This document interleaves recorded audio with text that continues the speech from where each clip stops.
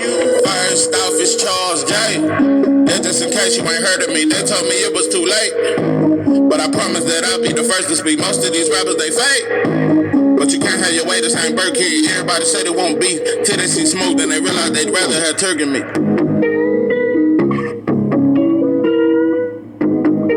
What it do, what it do. It's 903 Boxing. I'm your host, Charles J. Say, man, like father, like son, part 10. Ain't no introduction. I just got to get straight to it. Shocking development. Some new shit. This is definitely some new shit. When I was a kid, I remember, because I was the same age as Bow Wow and Romeo. So when they blew up, I was a teenager, and I remember that song, Lil Bow Wow, you just don't know the way you move so fast across the floor. I mean, you run through my mind like all the time to the point where I just, remember that shit? They playing basketball and all that shit there. It was good, friendly kid music. Now, Bow Wow and Romeo, they never inspired me to be a thug. Now, they inspired me to grow my hair out. That's all. And shit like that. But anyway, we got some new shit. I said our kids are becoming killers.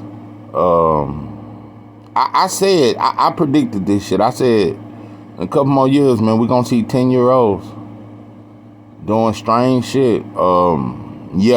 Old King. This is King. I want to introduce my audience to him. His name is King. He's 10 years old. He got about 10 bands he holding up. He got videos where he counting a lot of money. He papered the fuck up. He 10 years old, but he can pay a lot of bills and shit. I'm pretty sure he got him a couple slabs. And Finesse 2 times took him in. Listen, let me touch Finesse real quick. I'm gonna get off it. Finesse 2 times.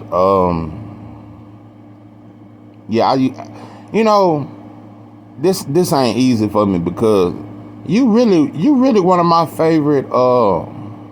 You one of my favorite rappers. At the moment. I like your shit, bro. I ain't gonna lie to you. I like your shit, and I thought you was fly as shit. I thought you was like a player type. I thought you was on that type of shit. I like player type shit, just fly player type. Nah, bro, this ain't player. Nah, it ain't player, bro. Listen, you taking this 10-year-old boy in. Shout out to you for that. You said his mother is on drugs and his father is dead. Shout out to you for taking in a child. You changed his life. Listen, he ain't broke no more. He ain't got to eat syrup sandwiches no more and shit. He ain't got to eat fried bologna sandwiches and shit. He can eat caviar and steak and shrimp now. But listen, bro, it's two sides to the coin.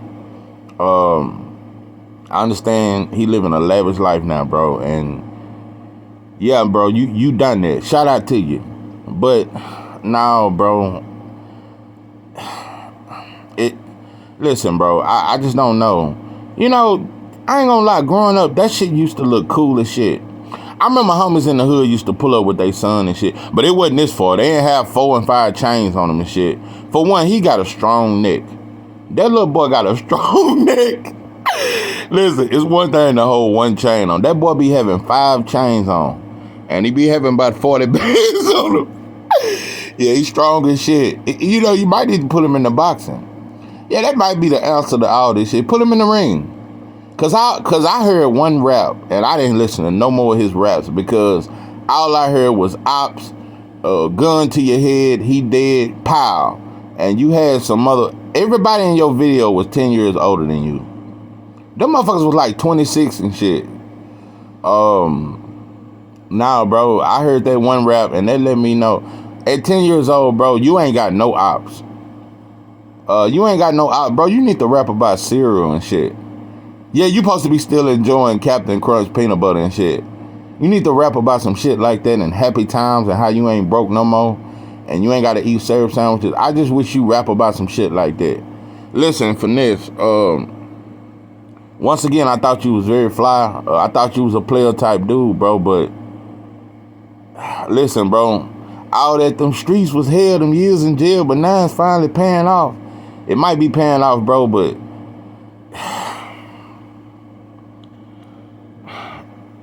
you too old for that, bro. If you was a young 20-year-old rapper or some shit like that, you know, even Youngboy ain't doing no shit like this. Youngboy is more mature than you, bro. You know, Youngboy at this point, I'm so proud of him. Besides that black fingernail polish, I'm proud of shit of Youngboy. I am so proud of him. And I said it in my last video. I ain't got nothing else bad to say about Youngboy. When he came out and he said, I'm really scared. I'm really scared. And that's why he talked the way he talked, and he stayed to himself. He said, I'm scared of people. And you know, I could relate to that shit because we live in a society where everybody's just out for something. So that was the realest shit I've ever heard since Pac said some shit. Yeah, that's some of the realest shit I've ever. That's the most, the type of humility Youngboy showed. That shit touched me. It touched me in a different way, and it let me know this dude different, bro.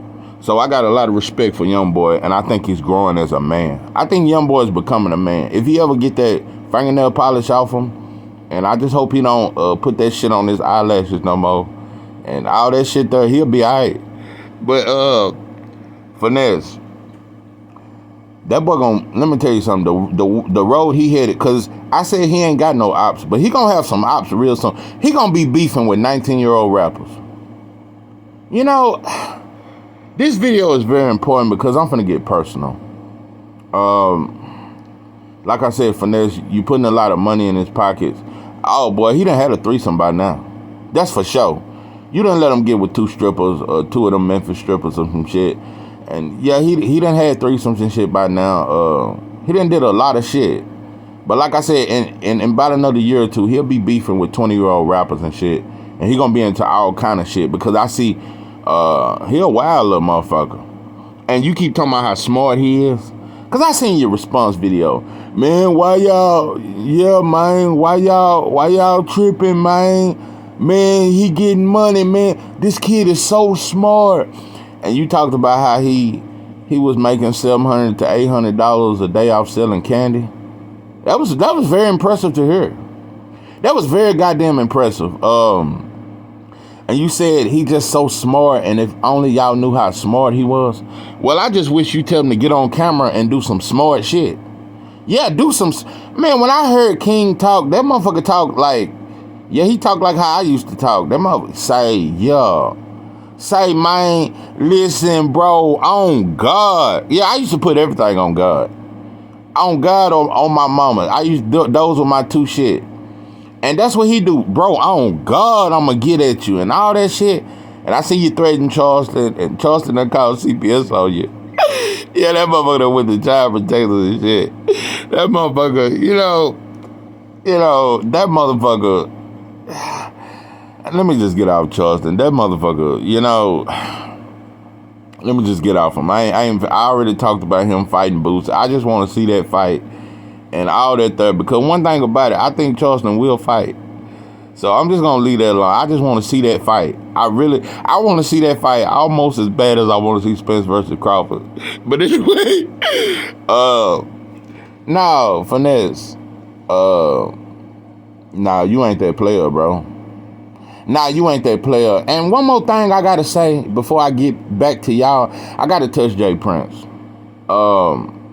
Listen, bro, I made that video about Shakur, and I said you did a good job with him. And you fucking with Turkey Neck Bob, and you fucking with them Jews. You're tied into a lot of mobsters and all that there. Listen, Jay Prince, it's about time I say this.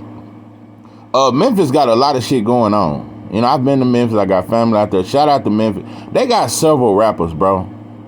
Listen, you got some good rappers. You got Finesse. You got Honeycombs, like the cereal. You got some good shit, but you ain't never really reached out to your own feather brethren in Texas, bro. How many artists from Texas have you signed? How many artists from Texas have you signed? How many artists from Houston have you signed, bro? You know, I know, Memphis, that's the South, and Honeycomb, where he from, Mississippi or Alabama, that's the South. But I just wish you look out for more brothers in Texas. You know, You know, you know, I just don't know, bro. I thought you would have reached out to Mo3 or Yellow Bees or any of these dudes that come out of Texas. But I know y'all still on that Houston. You really don't fuck with Dallas. So I understand that too. I just wish you had to grab somebody, bro. I just wish you put more people on from Texas. That's all. But anyway, back to y'all. The reason why this disturbs me so much, I got some shit I got to say. I used to think that shit was cool as hell. My life changed very drastically, and I ain't gonna get all into the details, but at 12, I was I made MVP of the league in football. I played by 3 different positions. I thought I was the shit. It was a great year. I was a great athlete, and I wanted to be like Emmitt Smith. That was my favorite football player, and I just knew I would make the NFL. That was I knew I would. I saw it, I visioned it. Within a year after the age of 12, my parents split up, a lot of shit happened. And from a child all the way up to 12, I knew about the struggle, I knew about the ghetto, but I didn't know nothing about crack. I didn't know nothing about gangbanging. I didn't know nothing about prostitution or none of those type of things. But like I said, after the age of 12, by the time I was 13, I was in juvenile. I was on probation. I had seen many prostitutes. I had watched motherfuckers smoke crack. I watched motherfuckers sell crack. So within a year's time, my life completely changed. Not only that, I was doing everything grown folks do. I was drinking 40s and shit. That was the shit.